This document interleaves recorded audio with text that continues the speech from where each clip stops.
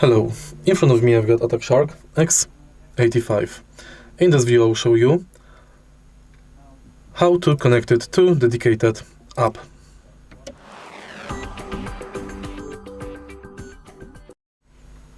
In the beginning, make sure that your keyboard is connected with your PC and then go to Attack Shark website. Go to Keyboard, find X85 series,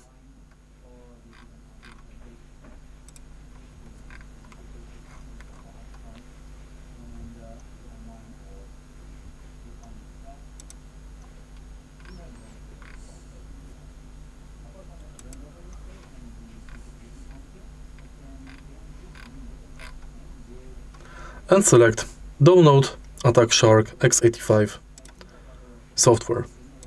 Now install the software.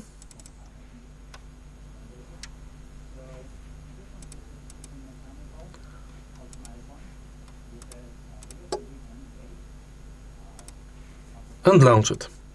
If your keyboard is connected, it will be automatically recognized by the app.